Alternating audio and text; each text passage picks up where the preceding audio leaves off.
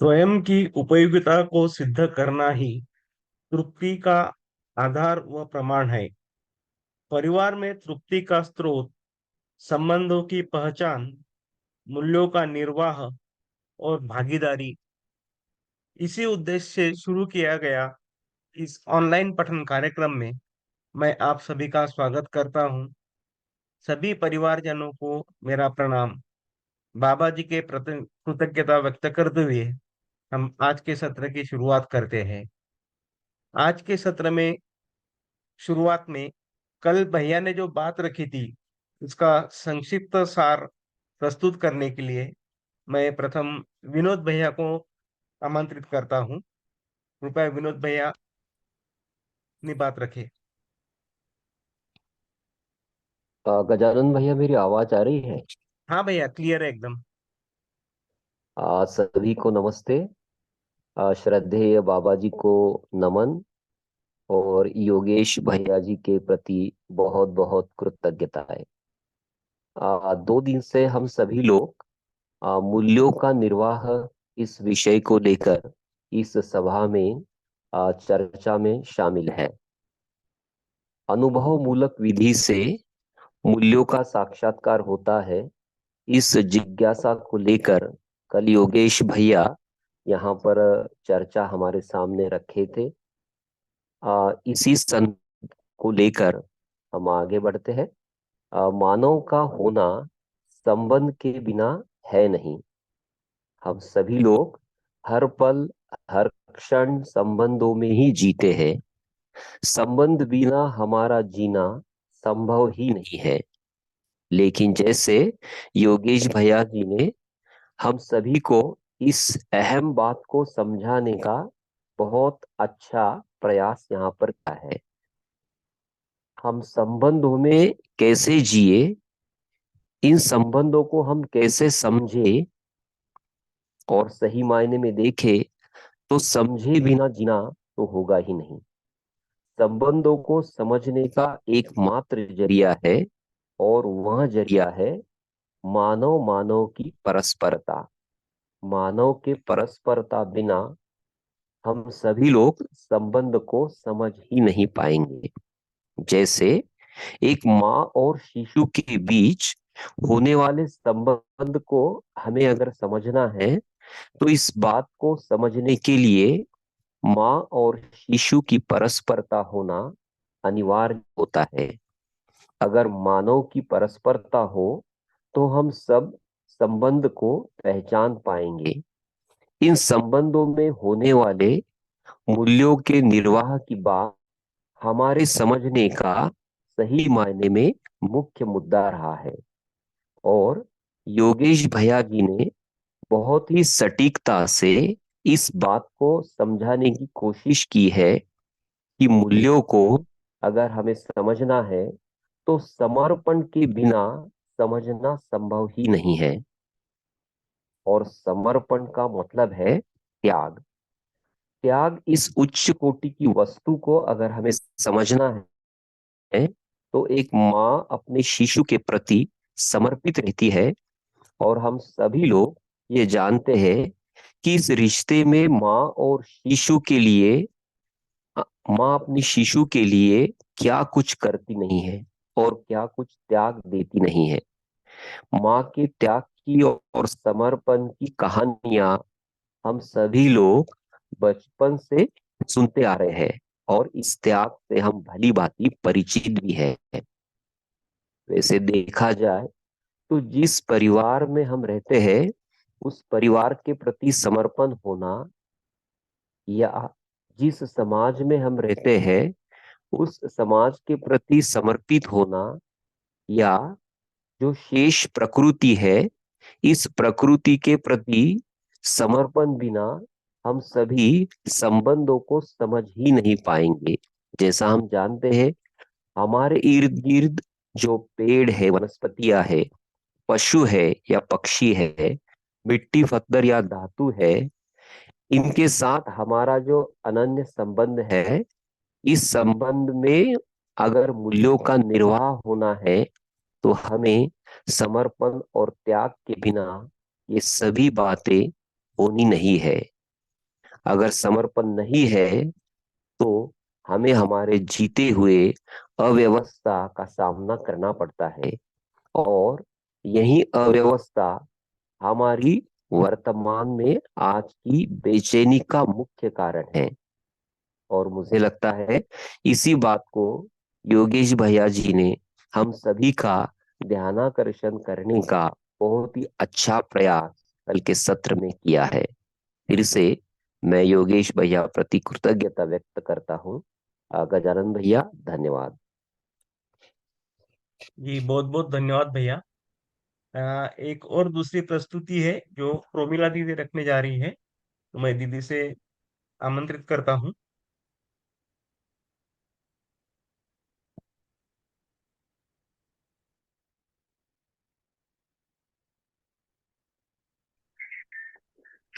सभी को नमस्ते।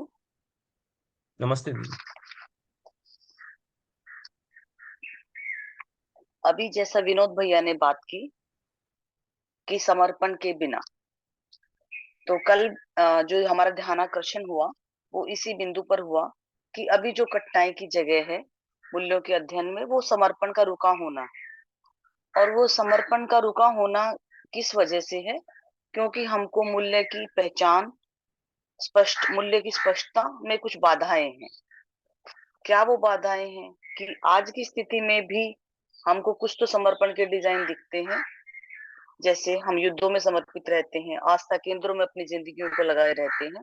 तो इस प्रकार के डिजाइन तो हमको देखने को मिलते हैं, लेकिन ये डिजाइन मानवीयता के डिजाइन नहीं है। तो अभी जो समर्पण को जो रुका हुआ है, उसमें हम कैसे, कहाँ समर्पित हमको होना है, इस बात को पहचान पाए। तो मूल्यों की पहचान होने से, स्पष्टता होने से, हम समर्पण की जगह को पहचान पाते हैं कि हमको कहाँ समर्पित होना है। जैसे हमको परिवार में समर्पण होना है, हमको समाज में समर्पण होना है, और हमें प्रकृति में समर्पण होना है। तो ये समर्पण की जगह को हम समझ पाते हैं सह अस्तित्ववादी नजरिए से, और हम परिवार, समाज और प्रकृति के प्रति समर्पित होते हैं। इस प्रकार हमको ये समझ में आता है कि सह अस्तित्ववादी नजरिया जो हमको पूर्णता की ओर गतित होने के लिए एक हमको आश्वासन देता है और एक हमारे लिए मार्ग स्पष्ट करता है। तो उस, यदि हम पूर्ण होने के लिए समर्पित होते हैं, तो फिर हम तन मन धन के प्रयोजन को पहचाने रहते हैं और व्यवस्था के प्रति समर्पित होते हैं। और व्यवस्था के, और इसको हम दो ध्रुवों के रूप में पहचानते हैं। इस समर्पण को हम व्यवस्था और शिक्षा के रूप में पहचानते हैं। तो ये जो दो ध्रुव हैं, ये बहुत एक सामान्य व्यक्ति को भी समझ में आते हैं। लेकिन ये जो युद्ध है और जो आस्थाएं हैं, ये एक ऐसा रहता है कि ये अमानवीय परिवर्तियों का परिमार्जन इनमें होता नहीं है। और क्योंकि ये मानव कल्पना सहज नहीं है, लेकिन जो व्यवस्था और शिक्षा है, ये दोनों ध्रुव मानव के सहज हैं। और जो तीन वास्तविकताएं हैं, वो भी मानव सहज हैं। वो है परिवार, समाज और प्रकृति। तो परिवार में हम जब समर्पित होते हैं, तो न्याय सहज अपेक्षा हमारी पूरी होती है। और हम समाज में समर्पित होते हैं, तो हमारी जो समाधान सहज अपेक्षा है, वो पूरी होती है। और जब हम प्रकृति में समर्पित होते हैं, सत्य में समर्पित होते हैं, तो हमारी नैतिकता सहज अपेक्षा पूरी होती है। तो इस प्रकार जो हमारी तीन अपेक्षाएं हैं, जो तीन वास्तविकताएं, इनमें इनको समझने से हम न्याय, धर्म, सत्य, ये सहज अपेक्षाएं मूल्य, चरित्र, नैतिकता के रूप में हमको स्पष्ट होती हैं। तो इस प्रकार तीन व्यवस्थाओं, तीन वास्तविकताओं का हमको स्पष्ट होना, परिवार मानव की हमको स्पष्टता होना, समाज मानव की हमको स्पष्टता होना, और प्रकृति मानव की हमको स्पष्टता होना। तो इस प्रकार जब हम परिवार मानव होते हैं, तो हम परिवार के सदस्यों के प्रति विश्वास हमको होता है। समाज मानव जब हम होते हैं, तो हम में गौरव मूल्य का संचार होता है, और हम ये समझते हैं कि आज हमारे पास जो है, वो समाज के स्तर पर ही है, वो व्यवस्थाएं, उन्हीं से हमको मिला है, उसी से हमको शिक्षा मिली है, उसी से हमको अन्य व्यवस्थाएं हमको प्राप्त हुई हैं। तो जब ये हमारे ध्यान में आता है तो फिर हम देने की हमारे अंदर प्रवृत्ति बनती है। जैसे हम दो एग्जाम्पल और समझिए। स्वास्थ्य भी हमको समाज व्यवस्था से ही उपलब्ध रहता है, और विवाह भी सामाजिक एक दायित्व है। तो इस प्रकार ये जो व्यवस्थाएं हैं ये समाज के स्तर पर हैं। तो ये हमको समाज के प्रति समर्पित होने और समाज की संरचना को समझने से, और वो भी सहअस्तित्ववादी नजरिए से, तो ये चीजें हमको स्पष्ट होती हैं। इसी प्रकार हम जब सत्य में समर्पित होते हैं तो नैतिकता को समझते हैं। तो अगली कड़ी में, जो कि कल कुंदन भैया के प्रश्न का उत्तर था, उसी उत्तर को स्पष्ट करते हुए जो अनुभव की बात हुई थी कि स्थापित मूल्यों में अनुभव साक्षात अनुभव रहता है, और वो अनुभव के रूप में रहता है स्थापित मूल्यों में, और साक्षात के रूप में हम शिष्ट मूल्यों के रूप में गठित रहते हैं। तो उसी क्रम में हम फिर 6 वास्तविकताओं को समझते हैं। परिवार, समाज और शेष प्रकृति के माध्यम से हम 6 वास्तविकताओं से रूबरू होते हैं, और मानव और नैसर्गिक संबंधों में हम पहचानते हैं इन 6 वास्तविकताओं को, जो कि है नियम के रूप में, नियंत्रण के रूप में, संतुलन के रूप में, न्याय, धर्म और सत्य के रूप में। तो इनका बोध होने से, इनका बोध होना अर्थात इनका अर्थ स्पष्ट होना अर्थात इनका विश्लेषण होना, तो इनके विश्लेषण जो हमको स्पष्ट होते हैं, वो मूल्यों के अर्थ में हमको स्पष्ट होते हैं। तो फिर हमको स्पष्ट होता है कि ये जीवन मूल्य, 4 जीवन मूल्य, 6 मानव मूल्य, और 9 स्थापित मूल्य, 9 शिष्ट मूल्य और 2 वस्तु मूल्य। इनको फिर हम क्रम से योगेश भैया हमें और स्पष्ट करेंगे। तो इस प्रकार मूल्यों की स्पष्टता से हमें इन 6 वास्तविकताओं का बोध रहता है, और हमको निहित मौलिकताएं जो है वो अनुभव में रहती हैं, और साक्षात्कार पूर्वक शिष्ट मूल्यों का प्रकटन होता है। तो ये जो निहित मौलिकताएं जो अनुभव में स्थापित रहती हैं, जिसको हम जानना भी कह रहे हैं, ये शिष्ट मूल्यों के रूप में प्रमाणित होता है, जिसको हम निर्वाह कह रहे हैं। अभी का जो निर्वाह है उसमें काफी मनमानी है। उसमें 3 पीढ़ियों का निर्वाह में अविश्वास है, अविश्वास के फलस्वरूप मन भेद है, और मन भेद के फलस्वरूप मनमानी है, और चीजों को हमने टेकन फॉर ग्रांटेड लिया हुआ है। तो ये हमको शिफ्ट होना है, ये बात हमको समझ में आना है कि ये भावुकता निर्वाह नहीं है। आज के समय में हम इन वास्तविकताओं के साथ, यानी परिवार, समाज और प्रकृति के साथ हम शिष्ट नहीं हैं, अशिष्ट हैं। तो हमको शिष्टताओं का ज्ञान होना जरूरी है। 2 संबंध में मर्यादाओं का पता होना जरूरी है। उस मर्यादा को हम दूरी और ज्ञान के रूप में पहचानते हैं। तो कहा गया है कि 2 संबंधों में मर्यादा अर्थात दूरी का पता लगना ही मूल्य की पहचान है। तो इस प्रकार हमें संबंधों में मूल्य की पहचान होने का अर्थ है कि हमको संबंध की मर्यादा का पता होना, अर्थात हमको दूरी पता होना, अर्थात हमको ज्ञान होना। तो आज हम अच्छे से देख पाते हैं कि आज मर्यादा का कितना संकट है।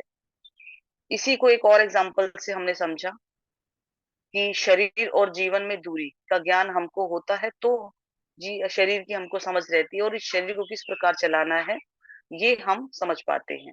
तो ये दूरी समझ में आना, इसी को विश्वास कह रहे हैं। अब इस विश्वास को कैसे जिया जाता है, तो ये जब दूरी समझ में आती है तो हमें विश्वास स्थापित होता है। तो इसको जो जीना होता है, तो विश्वास की जो शिष्टता है वो सहकारिता के रूप में प्रकट होती है। तो इसमें जो जागृत व्यक्ति में जो जागृत मानव को प्रत्येक व्यक्ति का साक्षात्कार रहता है, वो पहचाने रहता है, इसीलिए वो न्याय कर पाता है। और आज के समय में हम देख पाते हैं कि हमको ये पहचान नहीं होने से हम कैसे अशिष्टता पूर्वक प्रकट होते हैं, मुद्रा भाव भंगिमाएं किस प्रकार की रहती हैं, ये हमको आज अच्छे से विदित है। तो इस प्रकार हमको मूल्य और लक्ष्य के अंतर को समझना जरूरी है। तो जो शिष्टताएं हैं मानव की, वो मानव की विशालता को व्यक्त करने के लिए है। और इसमें अगर हम समर्पित होते हैं अर्थात हम तन का, मन का और धन का उपयोग, सदुपयोग और प्रयोजन को पहचानते हैं, और इस प्रकार शिष्टता पूर्वक हम मानव की विशालता को व्यक्त करने के लिए परिवार मूलक व्यवस्था में भागीदार होते हैं। तो इस प्रकार हमारी भागीदारी सुनिश्चित होती है।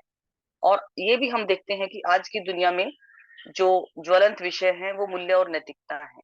अभी कुछ सालों पहले, कुछ दशकों पहले चर्चा कुछ होती भी रही मूल्यों की, लेकिन आज के समय में अगर हम देखें तो केवल भौतिकवादी चर्चाएं प्रभावी ज्यादा होने लगी हैं, और जो हमारी मनस्थितियां हैं उनमें रूखापन है, वो डेजर्टेड है। और ऐसी आज की मनस्थिति में के ऐसे परिप्रेक्ष्य में आज हम मूल्यों को समझने का साहस कर रहे हैं। इसी मनस्थिति को हमने अंतरराष्ट्रीय पटल पर भी कल हमारा ध्यानाकर्षण हुआ कि यूएनओ में भी जो प्रयास हुए वो यही हुए कि वैल्यू सिस्टम कैसे जनरेट हो, कैसे एक मानव में मूल्यों का सिस्टम जनरेट हो। तो इस प्रकार की कोशिश, इस प्रकार की थीसिस हमको अंतरराष्ट्रीय पटलों पर देखने को मिलती हैं।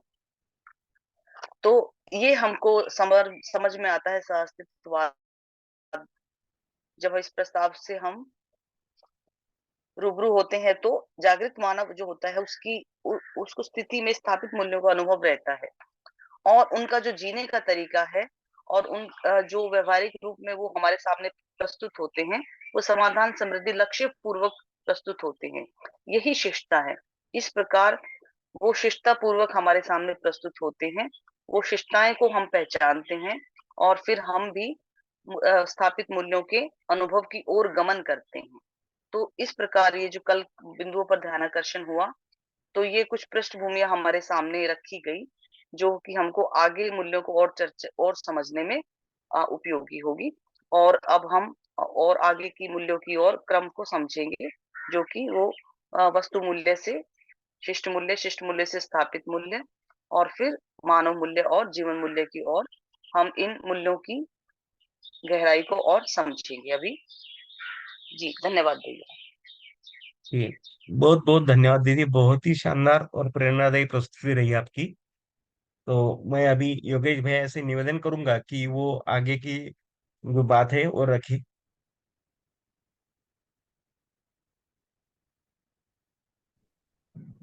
नमस्ते सभी को।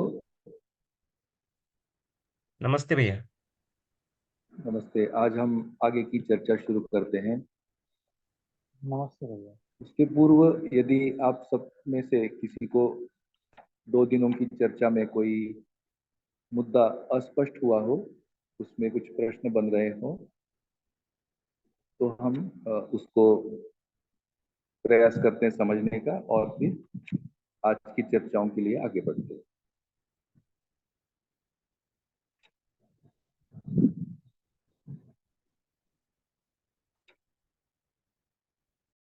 नमस्ते भैया, सभी को नमस्ते। जी दीदी। हेलो। हाँ दीदी, हाँ, बताइए आवाज आ बताइए। रही है? हाँ।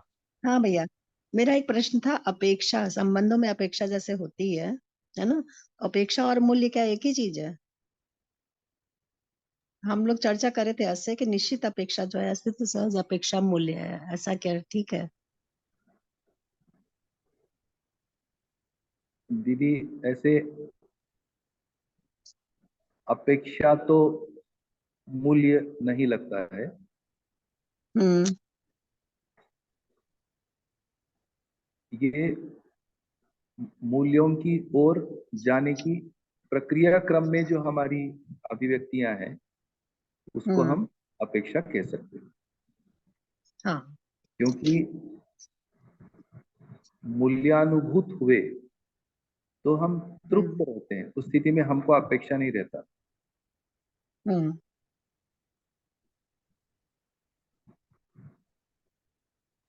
अपेक्षा का संदर्भ बहुत अच्छे से अभी हमको समझ में आना होगा हम्म। कि ये जो अपेक्षाओं की जो स्थापना है, जी। स्थापना के लिए हमें चेतना विकास मूल्य शिक्षा, ये संदर्भ हम्म। मजबूत चाहिए। केवल हम ऐसे सोचते हैं कि मूल्य शिक्षा हो जाए। हम्म, मूल्य शिक्षा कहते कहते हम कुछ व्यवहार की मुद्दे हम लोग सीख लें और हम्म, हम अपने में समझने के लिए गति बने या हमारी अपेक्षाएं स्थिर हो, ऐसा कुछ दिखता नहीं। हम्म, ये जो अपेक्षाएं होना, इन अपेक्षाओं को आशा, आकांक्षा हम्म, और फिर यही 3 मुद्दों पर होता है, जिसे आवश्यकता, अनिवार्यता और अपरिहार्यता ऐसे स्थिति होती है। तो अपेक्षाएं हम्म, महत्वपूर्ण हैं। जागृति क्रम में अपेक्षाएं महत्वपूर्ण हैं, क्योंकि इन्हीं अपेक्षाओं के स्थिर होने से, इन्हीं अपेक्षाओं के दिशा होने से, इनका ध्रुवीकरण होना बहुत बहुत जरूरी है। यदि ये स्थिर नहीं होती तो फिर हम सहज नहीं होंगे। ये अपेक्षाएं हमको सहज सहज हो जा कर देती हैं। इसलिए हम्म, जागृति क्रम में हमारा सहज अपेक्षा पर काम होना आवश्यक होता है। यदि अपेक्षाएं सहज नहीं है, अभी जैसा भ्रम की स्थिति में हमारी हम्म, अपेक्षाएं सहज नहीं है, जी, क्योंकि हमारी जो धारणाएं हैं अभी, उन धारणाओं में हमारे कोई मूल्य नहीं है। हम्म, मूल्य क्यों नहीं है? क्योंकि हमें चेतना विकास होना है, इसकी कोई स्पष्टता नहीं है। जी, जैसे हम एक अच्छा आदमी बनना चाहते हैं, यहाँ तक हो हम्म, सकता है ना? हम हम्म, बोलते हैं हम बेहतर इंसान बने या हम एक इंसान बने। अच्छा, ये भी तब तब आता है जब जब परेशान हो जाते हैं, तब आता है। हम्म, अभी जैसे परिवारों में संतान उत्पत्ति होती है, तो इस हम्म, प्रकार आप सर्वेक्षण कर सकते हैं, कितने माँ बाप ऐसे सोचते कि ये एक इंसान बने। हम्म, किस अवधारणा से हमने संतान उत्पत्ति की, ये स्पष्ट नहीं है। हम्म, जिस वर्गीयता में हम हैं, है ना, अभी का समाज वर्ग से भरा हुआ है। तो जिस वर्ग में हम हैं, वही वर्ग की अपेक्षाएं संतान के साथ होती हैं। हम्म, जैसे हम अमीरी कैटेगरी में हैं, तो संतान से अमीरी की कैटेगरी चली जाएगी, वही अपेक्षा है। हम्म, हम गरीब कैटेगरी में आएंगे, तो संतान से भी वो गरीबी का ही कैटेगरी रहेगा। हम्म, जैसे हम तो गरीब हैं, ये संतान की अपेक्षा में आता है। हम्म, तो व्यवहार अन्वयन होता है हमारा। अभी ये तो दो मोटा मोटी कैटेगरी बताया, परंतु पूरा समाज यदि हम लोग देखेंगे, तो हम सभी की वर्ग प्रतिष्ठाएं हैं। हम अपने वर्गों को प्रतिष्ठा मान बैठे, और उसी से ही हमारा अपेक्षा का फ्लो संबंधों में दिखता है। ये व्यवस्थित होना या सही होना, या हम उसे कहेंगे कि ये सहज होना आवश्यक है। जी, तो सहज अपेक्षाओं की पहचान से हम लक्ष्य निर्धारण कर सकते हैं। हम्म, इसलिए चेतना विकास मूल्य शिक्षा, उसे हम और गहराई से नामकरण करना चाहेंगे, तो उसे हम अस्तित्व मूलक मानव केंद्रित चिंतन ऐसे कहेंगे। तो चिंतन को स्वीकारने से, चिंतन अभ्यास को स्वीकारने से हमारे में अपेक्षाएं सहज होने लगेंगी, जो जरूरी है। हम्म, अब ये जो सहज होना है अपेक्षा, इसलिए हम अध्ययन बिंदु को पहले स्थिर कर रहे हैं। अध्ययन बिंदु जी, का फल निष्पत्ति क्या होगा? कि हमारी अपेक्षाएं सहज होंगी। तो सहज अपेक्षाएं हैं न्याय, ये सहज अपेक्षा है। जी। धर्म है ना, ये सहज अपेक्षा है। हम्म, और सत्य, ये सहज अपेक्षा है। तो ये सहज अपेक्षा को अगर हम मूल्य मान बैठे अभी तो गड़बड़ होगा, फिर हम अपेक्षाओं में ही रहेंगे, हम्म, है ना। ये अपेक्षाओं का जो फ्लो है उसको अब हमको वरीयता क्रम में ले जाना होता है। उसको एक जगह पर हम ये शब्द प्रयोग कर सकते हैं कि अधिक मूल्यन, यानी जो अधिक मूल्य है वो हमारी मानसिकता में स्थापित होने से ये जो हमारे में अपेक्षाओं का जो फ्लो है वो एक तरह से केंद्रीकृत होने लगता है।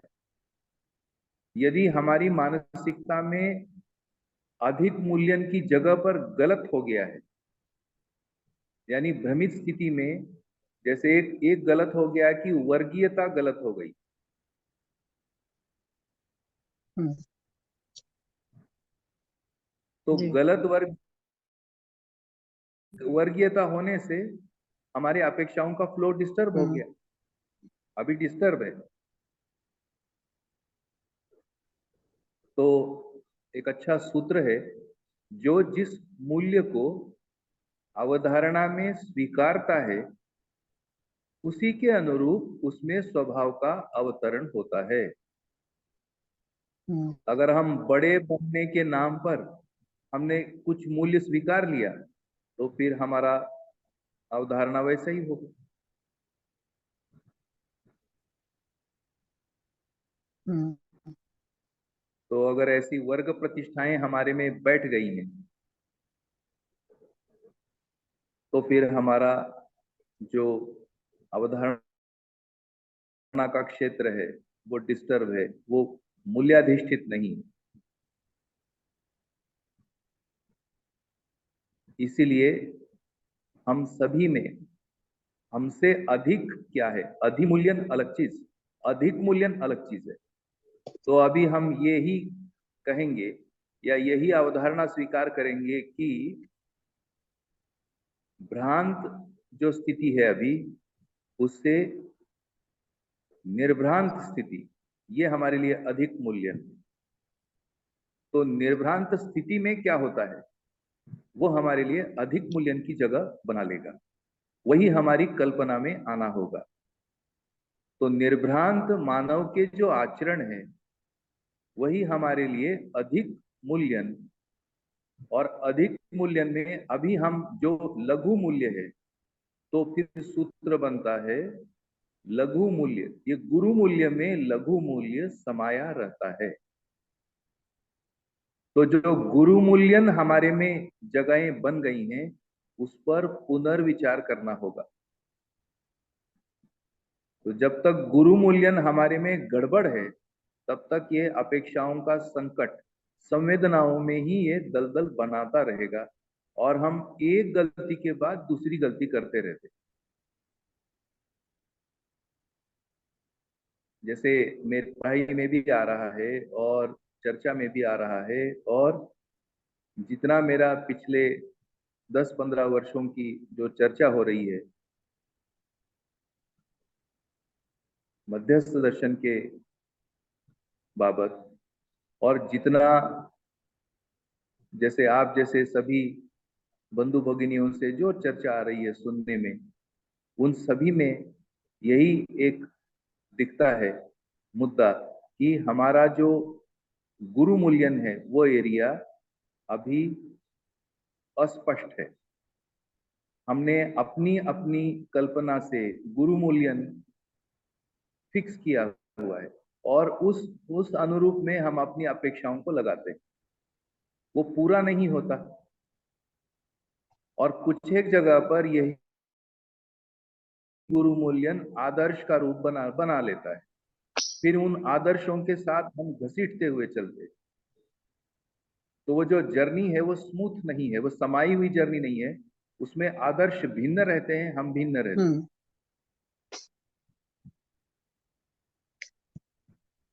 इस प्रकार जो अपेक्षाओं का मुद्दा है वो मुझे ऐसा लगता है, जैसा मैंने सोचा है, जैसा भी सोच रहा हूं, कि सर्वप्रथम अपेक्षाएं सहज हो जाए, सहज की क्वालिफिकेशन में आए। तो जब सहज की क्वालिफिकेशन आती है तो उसमें लघु मूल्य और गुरु मूल्य संबंध बैठता है। स्वाभाविक है, गुरु मूल्य से अपेक्षा रहेगी। अभी अगर हम लघुता में जी रहे हैं तो गुरुता से हमको अपेक्षा रहेगी। तो जो गुरुता से अपेक्षा है, फिर गुरु अपेक्षा क्या है? तो गुरु अपेक्षाएं हैं कि न्याय प्रदायी क्षमता हमारे में विकसित होना, ये गुरु अपेक्षा है। हम सत्य को प्रमाणित कर पाना। लघु अपेक्षा क्या है? न्याय की याचना, ये लघु अपेक्षा, ये लघु मूल्य है। गुरु मूल्य है न्याय प्रदायी क्षमता, सही कार्य व्यवहार की इच्छा, ये लघु मूल्य है। सही कार्य व्यवहार कर पाना, ये गुरु मूल्य है। तो स्वाभाविक है, जो इन गुरु मूल्यों में जीते हैं, जो इस गुरुता को प्रमाणित करते हैं, ऐसे प्रमाणों के प्रति और हमारा अपेक्षा ध्रुवीकृत होता है या केंद्रीकृत होने लगता है। और धीरे धीरे हमको यह समझ में आता है कि ऐसी अपेक्षाएं पूर्ति करने की क्षमता मुझ स्वयं में है। ऐसा स्वयं का ध्यानाकर्षण होने लगता है। यही चेतना विकास है। और ऐसी चेतना विकास के लिए दरअसल में जो गुरु रहते हैं, जो गुरु मूल्य के धारक वाहक रहते हैं, उनसे सहायता आती रहती है। यही संबंध की एक सुखद स्थिति है। भ्रमित स्थिति में यदि हम इस एरिया में गड़बड़ करते हैं, गुरु की जगह हमने कुछ भी मान लिया, तो फिर वो अपेक्षाएं पूरी नहीं होती। वो सभी संवेदनाओं का ही क्षेत्र निकल आता है और उस दलदल में हम संबंधों की पहचान में गलती करते हैं। पहली गलती हो गई, संबंध की पहचान में गलती हो गया। दूसरा, फिर उसके निर्वाह में गलतियां। और फिर जो आजकल दिखता है कि there is blame game in relationships. फिर हम संबंधों में ब्लेम, आरोप प्रत्यारोप, आपने ये नहीं किया, आपने वो नहीं किया, मतलब दूसरे ने वो कुछ नहीं किया। ये नहीं समझ में आया कि दूसरे को पहचान नहीं पाए।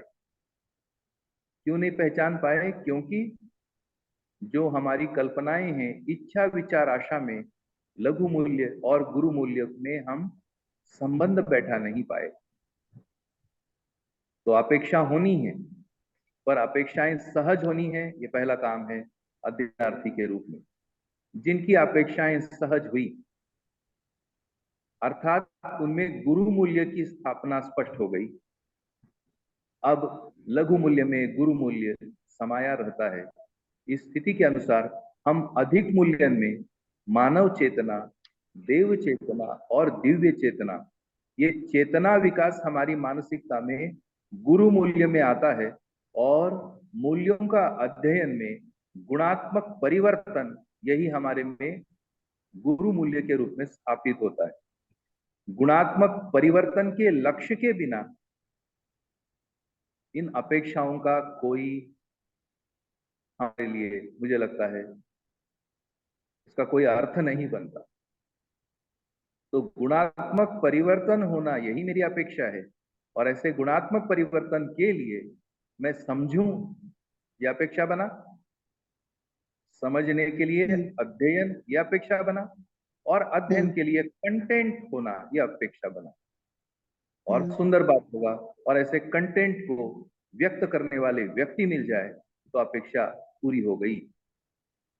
ये स्थिरता है।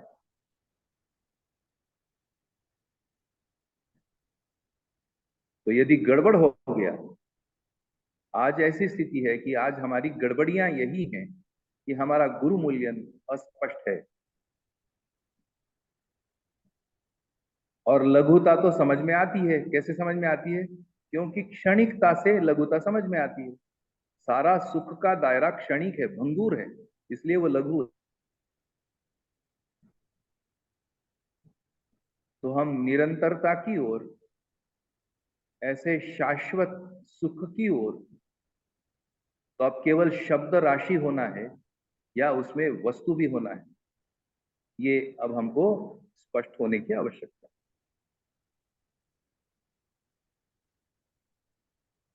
इसलिए जो जिस मूल्य को अवधारणा में स्वीकारता है, उसी के अनुरूप उसमें स्वभाव का अवतरण होता है। मानवीय स्वभाव सिद्धि के लिए अवधारणाओं की ही स्वीकृति होती है।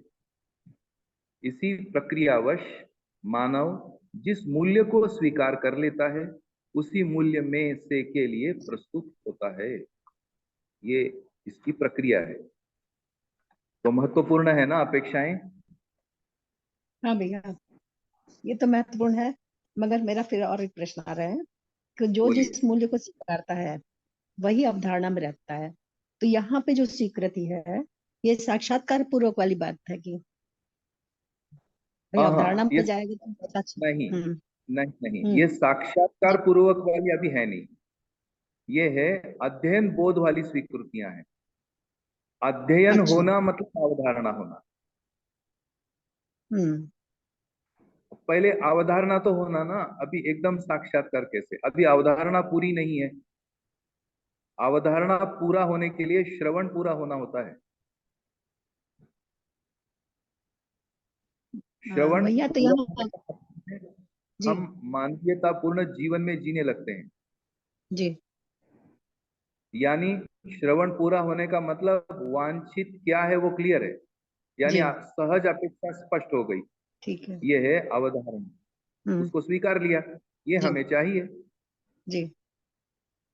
अंतर समझ में आ रहा है कि नहीं? हाँ। अभी हम भ्रमित स्थिति में चाहने वाली भाषा ज्यादा करते। जी। उदाहरण की भाषा कहाँ है हमारे पास? हाँ ठीक है। है ना, ये चाहिए वो चाहिए फलाना चाहिए ढिमकाना चाहिए, चाहने आशा में ही तो डूब रहे। हम्म। ठीक है। आशा लगाए बैठे हैं, हम्म। उसकी आकांक्षा बनी है। हम्म। आशा से निकलेंगे तो आकांक्षाएं हम्म। बनेंगी। जी। ऐसी, इसलिए ये भाषा भी पकड़ में आना बहुत जरूरी है। अन्यथा अभी तो हम्म। हम चाह ही रहे हैं, सभी चाह रहे हैं। जी। जब चाहते हैं तो शंका बनी रहती है, शंका के साथ चाहते हैं। अब हम्म। इसमें देख लीजिए पहुंचेंगे अपन।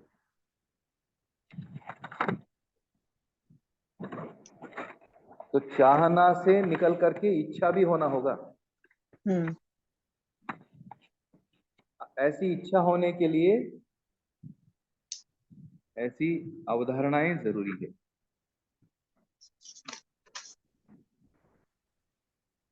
तो अभी मैं इस बारे में बात करूंगी, बाद में करूँ, फिर बाद में करती हूँ फिर। करिए करिए करिए, जितना हो जाए अच्छा। भैया यहाँ, हाँ यहाँ पे अवधारणा से क्या मतलब जो बुद्धि में अवधारणा होती है, साक्षात्कार बोध होता है, उसको कह रहे हैं कि ये उसकी स्वीकृति अभी स्थितियां हैं, मनन द्वारा स्वीकार होती है चित्रण में, क्या कहें उसकी मतलब। उसकी स्थितियां हैं। अवधारणा प्रथम मतलब है, अवधारणा का मतलब है एक तो जिज्ञासा बन पाना, इस पर काम है, जिज्ञासाएं बनना। बिना जिज्ञासा के कोई अवधारणा नहीं। ठीक है। जिज्ञासा के लिए शिक्षा जरूरी है। ठीक है। अभी तो व्यवहार शिक्षा भी नहीं है, ऐसा तो हाँ। दिखता है जी। कि नहीं? तो व्यवहार व्यवहार ही नहीं पता है अभी, फिर अवधारणा तो और दूर की बात हो। जी। तब शिक्षा की बात है, इसलिए चेतना विकास मूल्य शिक्षा कह रहे हैं। भले ही अब हम प्रौढ़ हो गए हैं, हमें हाँ व्यवहार चाहिए। शिक्षा चाहिए। समझ में आता है जी। कि नहीं? अच्छा, अब प्रौढ़ों के लिए व्यवहार शिक्षा का मतलब है हमें संस्कृति सभ्यता लाना होगा। उसके बिना हमारे में ये जी। व्यवहार शिक्षा बनेगी नहीं। संस्कृति हाँ। सभ्यता के लिए एक प्रोग्राम चाहिए, कार्यक्रम चाहिए। हाँ। कल्पना में नहीं आता ये। उसके कुछ व्यवहार अभ्यास करने होंगे। प्रौढ़ के लिए तो बहुत ही क्या बोलोगे, है ना? अब दूसरा रास्ता भी नहीं है, लेकिन फिर भी लोग ओढ़े हुए हैं। अब उसको क्या करे, कोई क्या करे? कब तक छुपेंगे? हाँ, मान नहीं भय में चल कब सकता है। किए? जी।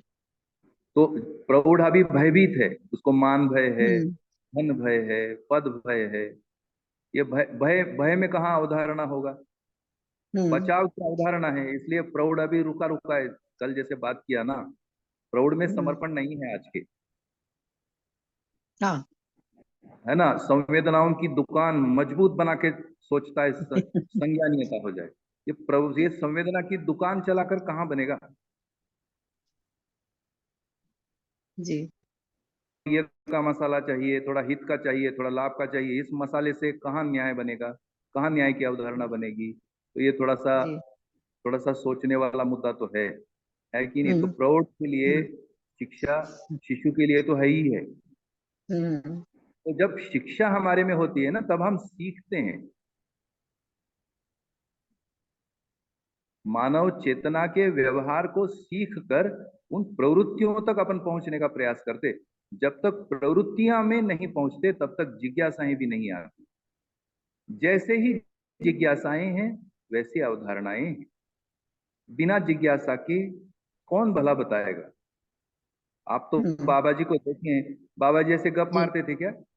नहीं। देखा बिल्कुल कभी नहीं। बाबा जी को गप हाँ। मारते हुए?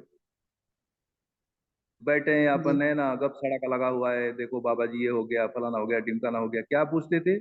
जिज्ञासा बताओ, हाँ, अच्छी बात कोई बताओ, अच्छी बात बता। हाँ। काम बताओ, अच्छा सोच बताओ। या तो 3 मुद्दे हैं, या फिर जिज्ञासा हम्म। बताओ। और बाबा जी ने तीसरा मुद्दा किया नहीं। जी। जी। है कि हमारा गप सड़ाके के बिना मन ही नहीं भरता। जिज्ञासा का नंबर हाँ। बहुत लास्ट है।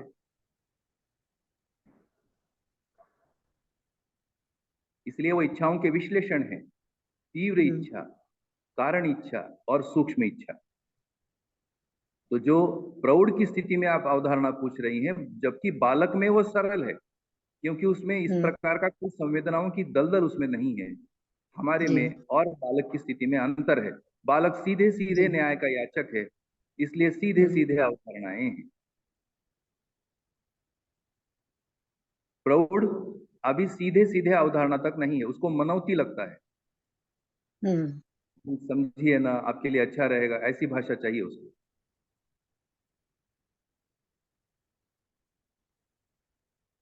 शिविर में आते हैं तो बहुत मान सम्मान चाहिए। ये सब तो पिछले 10-15 साल में देखा। हाँ। अवधारणा हाँ। की चर्चा, रोटी बिगड़ गई तो शिकायत करने वाले लोग मिलेंगे। हम्म।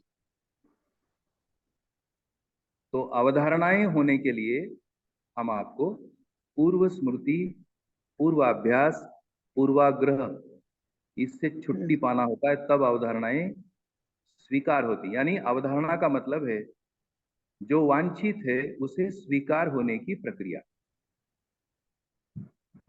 अध्ययन, श्रवण, मनन, निधिध्यासन की संयुक्त प्रक्रिया है।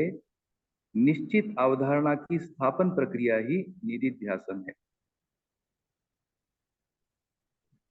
हम्म। तो शिक्षा हुआ, अध्ययन हुआ, अब अवधारणा। तो ये जो निधिध्यासन प्रक्रिया है, उसमें जैसा आप कह रहे हैं, हम्म।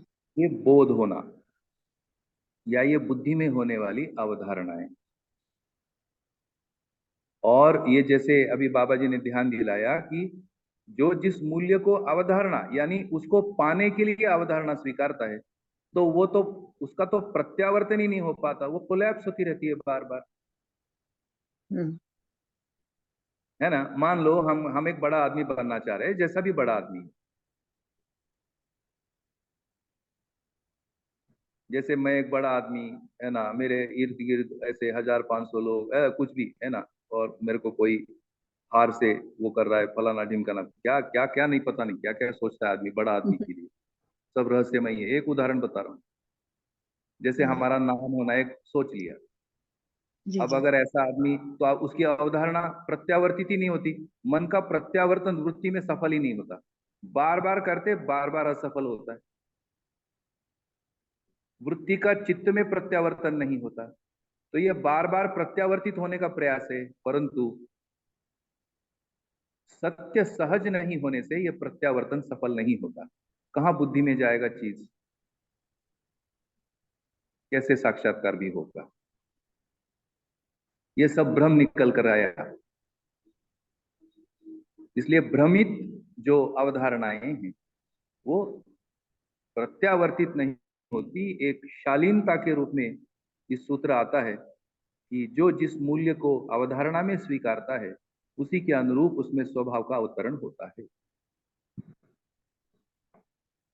ये कुछ स्पष्ट हो रहा है? हाँ भैया, लेकिन पता नहीं क्यों मैं शब्दों में ही फंस गई हूँ। मैं जैसे यही बात है ना, भ्रमित अवधारणा है ना, तो ये शब्द ही मेरे को थोड़ा वो लग रहा है। मैं इस अवधारणा को स्वीकृति समझूं क्या? हाँ, इसको स्वीकृति तो, समझिए। तो ये स्वीकृति बुद्धि में होगी कि मतलब चिंतन में होगी? ये स्वीकृति तो पहले पहले ही मुद्दे पर चलते, ये स्वीकार्यता तो मन पे पहले होना होगा। मन में मन में स्वीकारो पहले ही। ठीक। इंद्रिय मूलक, भाव मूलक, लक्ष्य मूलक स्वीकृति मन में, हम्म तभी मन लगेगा। अभी हम्म आप जैसा बता, इसमें मन लगने के कोई लक्षण नहीं है। जी। वो केवल उस शब्दों के उसमें ही दिख रहा है। मन लगने का लक्षण आता है तो फिर लक्ष्य की स्वीकृतियां होती हैं, वही है हाँ। अवधारणा।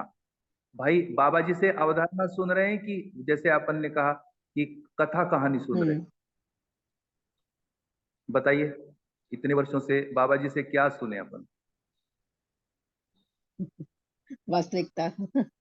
अरे अवधारणा सुनी ना दीदी, जी हाँ, उनकी तो अनुभव मूलक अवधारणा हुई है ना। अवधारणा ही सुनी ना उनकी। जी जी पूरा पुस्तक वाङ्मय अवधारणा ही बता रहा है कि नहीं? जी जी। कहानियां तो नहीं है इसमें। नहीं, कोई कहानी नहीं है। बस बढ़िया, ये स्थिति है, ये स्टैंडर्ड है हम्म अवधारणाओं का। अब अब अगर हम अपने आप को ऐसे जीवन समझते हैं तो अवधारणाएं, हमको शब्द तो हाँ। सुनाई देता है लेकिन हम अपनी कल्पना से अवधारणाएं बनाते हैं। हम्म ये बहुत ही महत्वपूर्ण है इस प्रक्रिया को, क्योंकि जीवन है तो समझने का काम करेगा, ये जीवन का धर्म है। हम्म हम सभी सुखी होना चाहते हैं तो हम सभी सुखी होने की सम्मानजनक भाषा है ये, कि हम सभी ने सुखी होने की कुछ अवधारणाएं स्वीकार कर ली, उनकी मान्यता बन गई, वो पता लगे, हम्म पर है तो वो अवधारणाएं। हम्म तो अब यह अवधारणा बदलना होगा। सुखी हम्म होने के लिए हमने भौतिकवादी स्वीकार कर लिया तो भौतिकवादी अवधारणाएं हैं, या हम्म आदर्शवादी अवधारणाएं हैं। हम्म तो मूल्यों के समझने की प्रक्रियाओं में अवधारणाओं की स्पष्टता होना और ऐसी अवधारणाएं पहचान पाना, उसके लिए चेतना विकास मूल्य शिक्षा, ये अवधारणा, शिक्षा की अवधारणा, देखिए अभी तक आधी अधूरी हो गई।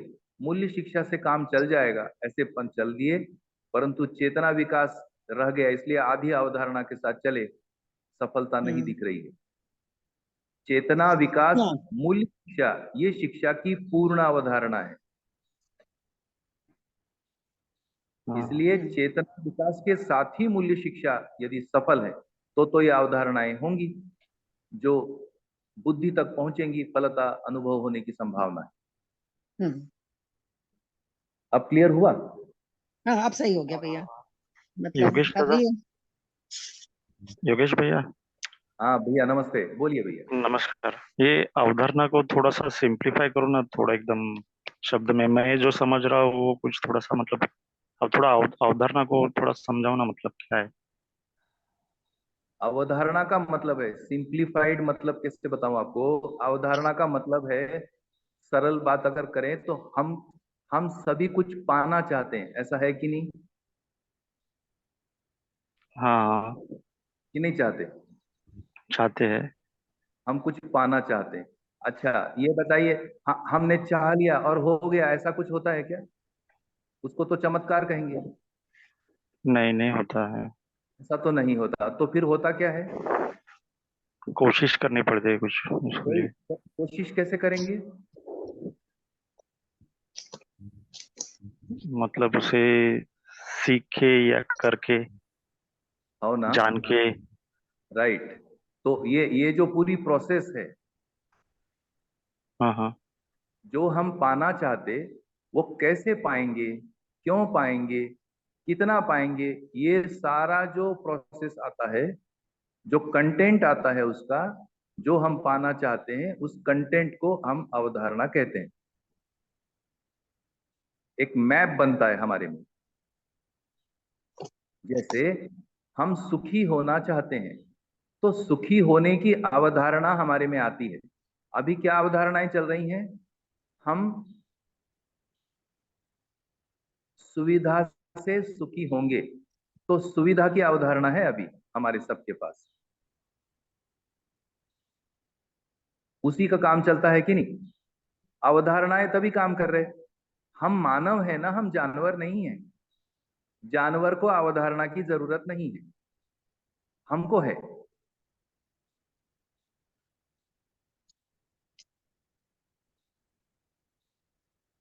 हम आप जितने यहाँ 45-50 लोग हैं, हम सबकी अवधारणाएं हैं। मानव की पहचान ही है अवधारणाएं, जो बचपन से स्थापित होती हैं, और हम सबकी अलग अलग दिखती है। उन अवधारणाओं को और सरल करेंगे। अवधारणाओं से हमारे दृष्टिकोण बनते हैं, कोण, एंगल। अब समझ में आ रहा है? अभी आ रहा है समझ में। अभी आ रहा है ना? दृष्टिकोण बनते हैं, और उन्हीं दृष्टिकोणों को जिंदगी भर धोते ढोते हैं, पुनर्विचार भी नहीं करते। जबकि इन दृष्टि से स्पष्ट हो रहा है कि नहीं स्पष्ट हो रहा है, उस पर पुनर्विचार नहीं करते। यदि अवधारणाएं सही है तो हमारी अपेक्षाएं सहज होंगी, और वो अवधारणाएं बोध होकर और हम समझदार होकर ये सफल होने का रास्ता हमको मध्य दर्शन में दिया है। इसलिए हम आप सभी अवधारणाओं के पुनर्विचार करना जरूरी है। ये होगा कैसे? उसके लिए मूल्यों का परिचय होना आवश्यक है।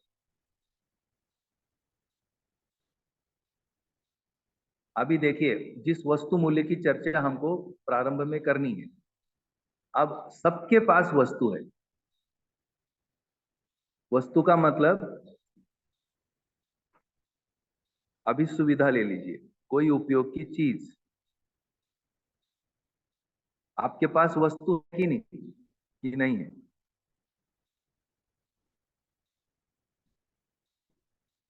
हाँ है ना। है ना? घर में वस्तुएं हैं कि नहीं है? हाँ है, सुविधा है। अब देखिए, हाँ सुविधा है, वस्तुएं हैं। अब कितना भंडार होगा उसका। अब प्रत्येक वस्तु को देखने लगते, इसकी क्या उपयोगिता है,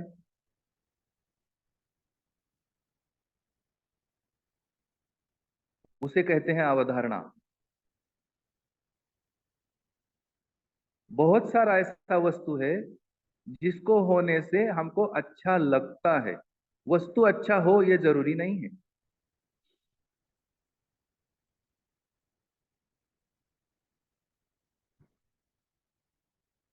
उस वस्तु के स्पर्श अच्छे लगते हों, उसका रूप अच्छा लगता हो,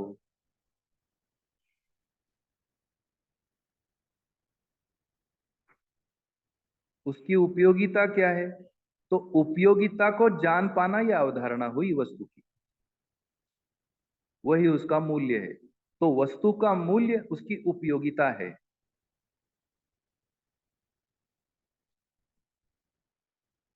उपयोगिता यदि पता लग रही,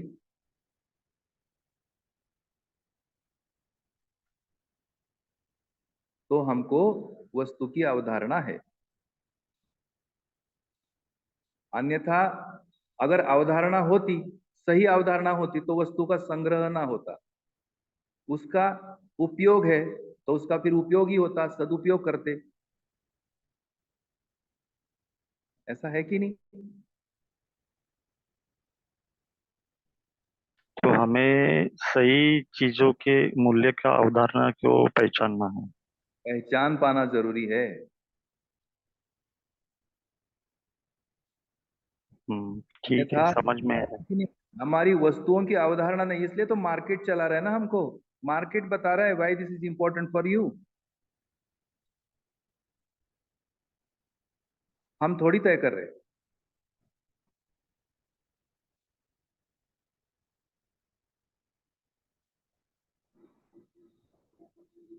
इसे कहते हैं अवधारणाएं। तो हमारी अवधारणाएं अस्पष्ट हैं, हमारी अवधारणाओं में शंका है, हम ही को शंका है। तो फिर क्या होगा, चेंज करते रहते, फिर मूल्यों को हम बदलते रहते। अच्छा अभी ये नहीं तो ये नहीं तो ये, अच्छा उसमें क्या हो रहा है, फिर स्वभाव बदल रहा है।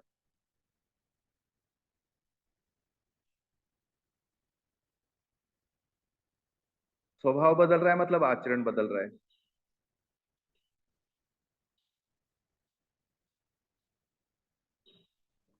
तो ये जो माइंडसेट वाली बात जया दीदी कर रही हैं, ये टोटलिटी में माइंडसेट होता है। मतलब सारा चीज खाका उसका जब है तो फिर वो माइंडसेट बनती है। जो जिसको महत्वपूर्ण मानता है उसके लिए तन मन धन लगा देता है, ये है माइंडसेट।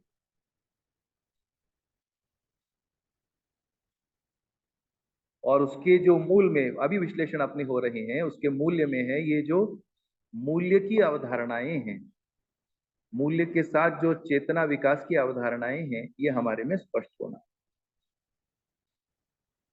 बढ़िया, बहुत बहुत धन्यवाद। आप इतने सुबह और सुनने के लिए